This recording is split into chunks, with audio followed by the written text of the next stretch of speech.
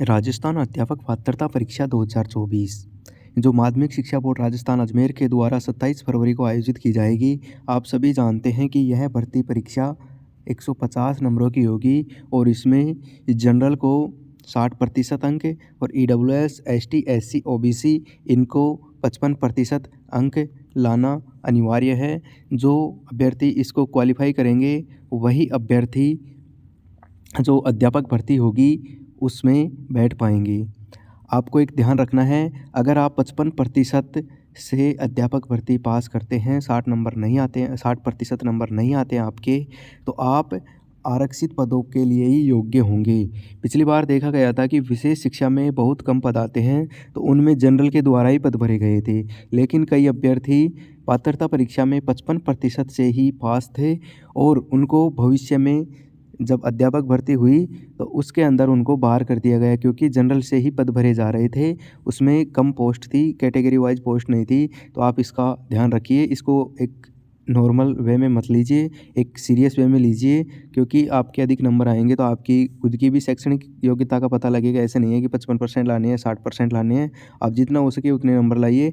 यह सिलेबस आपके आगे भी सेम टू सेम काम आएगा, इसका बस वेटेज कम हो जाएगा, तो इस चीज़ का ध्यान रखिए। और सभी जानकारी पाने के लिए इस चैनल को सब्सक्राइब कीजिए। आपको पता है कि इसमें अध्यापक L1 में 5 होते हैं, एक 2 भाषाएँ होती हैं, एक मनोविज्ञान होता है, एक गणित होता है, एक पर्यावरण होता है। यह सभी 30-30 मार्क के होते हैं। मनोविज्ञान में आपके पहला मनोविज्ञान ही आएगा। तो मनोविज्ञान में क्या रहेगा? वर्धमान विकास की संकल्पना, विकास के विभिन्न आयाम एवं सिद्धांत, विकास को प्रभावित करने वाले कारक, विशेष रूप से परिवार एवं विद्यालय के संदर्भ में, अधिगम से उनका संबंध, वंशानुक्रम एवं वातावरण की भूमिका दोनों की रहती है, लेकिन क्या क्या प्रभाव रहेगा? व्यक्तिगत विभिन्नताएं, अर्थ प्रकार, व्यक्तिगत विभिन्नताओं को प्रभावित करने वाले कारक, व्यक्तित्व, संकल्पना प्रकार, व्यक्तित्व को प्रभावित करने वाले कारक, व्यक्तित्व का मापन, जो विधियां हैं मापन की, बुद्धि, संकल्पना, सिद्धांत एवं इसका मापन, बुद्धि सिद्धांत एवं इसका निहितार्थ, विविध अधिगमकर्ताओं की समझ, पिछड़े, विमंदित, प्रतिभाशाली, सृजनशील, अलाभावित, विशेष आवश्यकता वाले बच्चे एवं अधिगम आवश्यकता युक्त बच्चे। अधिगम में आने वाली कठिनाइयाँ, जो लर्निंग होती हैं उसमें क्या क्या कठिनाइयाँ आती हैं, समायोजन की संकल्पना एवं तरीके, समायोजन में अध्यापक की भूमिका, जो एडजस्टमेंट है उसमें अध्यापक की क्या भूमिका रहती है। फिर है मनोविज्ञान के अंदर ही अधिगम का अर्थ, संकल्पना, अधिगम को प्रभावित करने वाले कारक, अधिगम के सिद्धांत, बच्चे सीखते कैसे हैं, अधिगम की प्रक्रिया, चिंतन, कल्पना एवं तर्क, अभिप्रेरणा एवं अधिगम के लिए निहितार्थ, शिक्षण अधिगम की प्रक्रिया, राष्ट्रीय पाठ्यचर्या रूपरेखा NCF 2005 के संदर्भ में शिक्षण अधिगम की व्यू रचना एवं विधियाँ, आकलन एवं मापन, मूल्यांकन का अर्थ, उद्देश्य, समग्र एवं सतत मूल्यांकन, उपलब्धि परीक्षण का निर्माण, सीखने के प्रतिफल, क्रियाकलाप अनुसंधान, शिक्षा का अधिकार अधिनियम 2009, अध्यापकों की भूमिका एवं दायित्व, राष्ट्रीय शिक्षा नीति NEP 2020 भी इसमें ऐड कर दिया गया है, प्रारंभिक बाल्यावस्था देखभाल, बुनियादी साक्षरता एवं संख्या ज्ञान, स्कूलों में पाठ्यक्रम एवं शिक्षण, शिक्षक, समतामूलक एवं समावेशी शिक्षा, स्कूल शिक्षा के लिए मानक निर्धारण एवं प्रत्यापन, राजस्थान की सामयिक बाल कल्याणकारी शैक्षणिक योजनाएं। तो आप एक बार सिलेबस को अच्छी तरह से अध्ययन कर लीजिए, पूरा सिलेबस आपको याद होना चाहिए, किसी भी प्रकार का बार बार सिलेबस को देखते रहिए एक एक। तो भाषा फर्स्ट सभी की अधिकतर हिंदी होती है, यह 30 मार्क का होगा।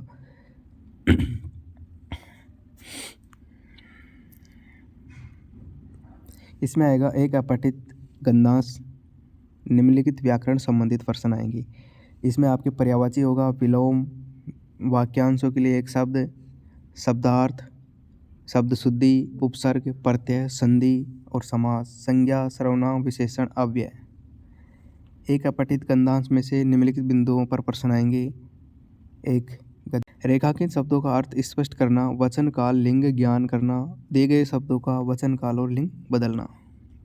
के अंग, वाक्य के प्रकार, पदबंध, मुहावरे, लोकोक्ति, विराम चिन्ह, भाषा की शिक्षण विधियाँ, भाषा शिक्षण के उपागम, भाषा दक्षता व विकास, भाषाई कौशलों का विकास, सुनना, बोलना, लिखना, LSRW, हिंदी भाषा शिक्षण में चुनौतियाँ, शिक्षण अधिगम सामग्री, पाठ्यपुस्तक, बहुमाध्यम शिक्षण के अन्य संसाधन। भाषा शिक्षण में मूल्यांकन, उपलब्धि परीक्षण का निर्माण, समग्र एवं सतत मूल्यांकन, उपचारात्मक शिक्षण।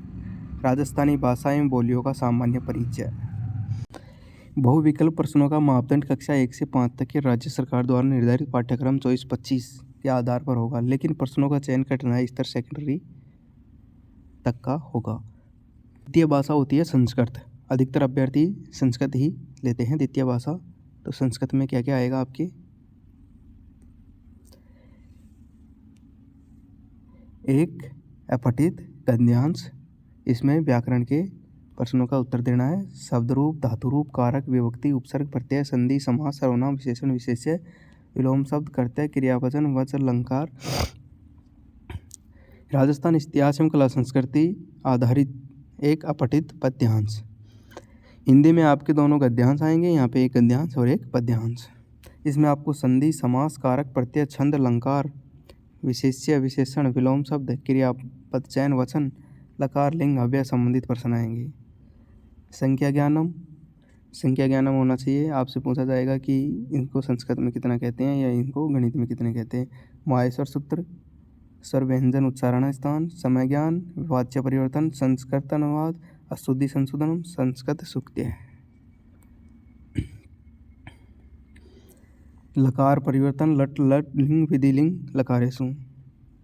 रेखाकित पदानि प्रश्न निर्माणम। संस्कृत भाषा शिक्षण विधि, संस्कृत भाषा शिक्षण सिद्धांत, शिक्षण अभिरुचि प्रश्न। संस्कृत भाषा कौशल विकास, श्रवण भाषणम पठनम लेखनम। संस्कृत शिक्षण अधिगम साधनानि, संस्कृत शिक्षण संप्रेक्षण संसाधनानि, संस्कृत पाठ्यपुस्तकानि।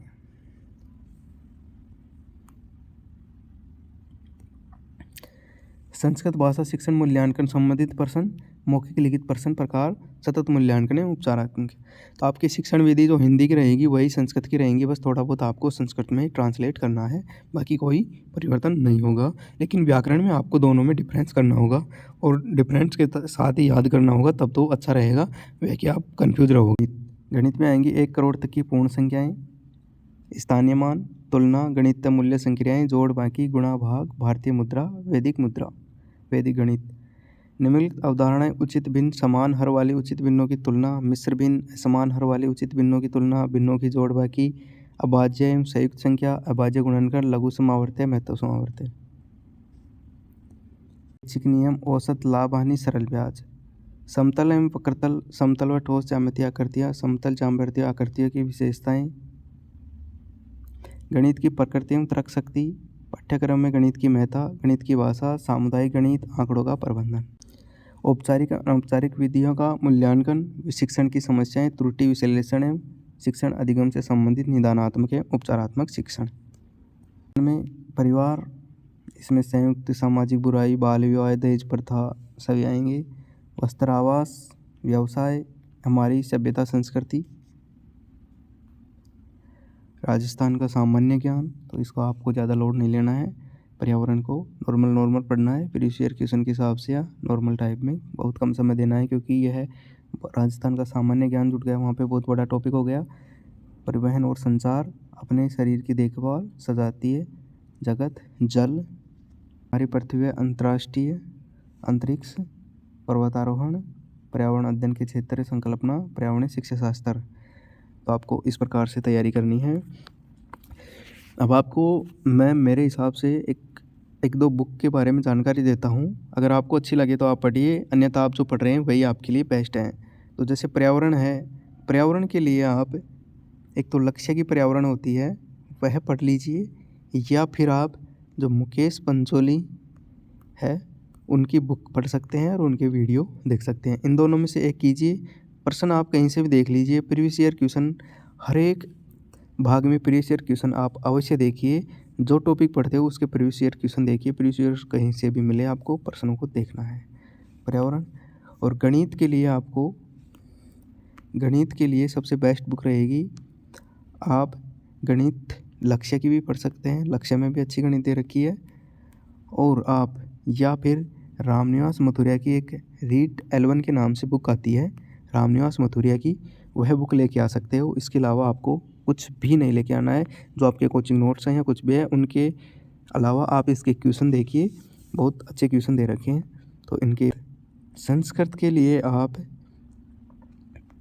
एक तो किरण चौधरी है, उसकी बुक ले आइए, या आप राम कुमार शास्त्री है, उसकी बुक ले आइए, या फिर आप साफल्यम के बुक ले आइए।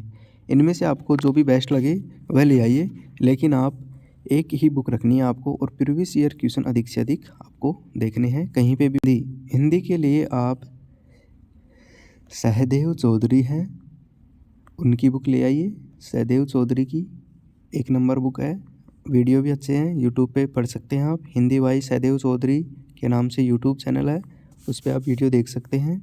और आप सुमनलता यादव की भी बुक देख सकते हैं। लेकिन इन सभी बुकों के साथ आप 9 से 12 तक की एक व्याकरण की किताब आती है हिंदी की, आप वह पढ़िए। अगर आपको पुरानी वाली बुक मिल जाए, एक के थोड़ी चौड़ी है पुरानी वाली बुक, तो वह ले आइए, अन्यथा जो वर्तमान में है उसको भी अपडेटेड लेके आइए और उसको पढ़िए।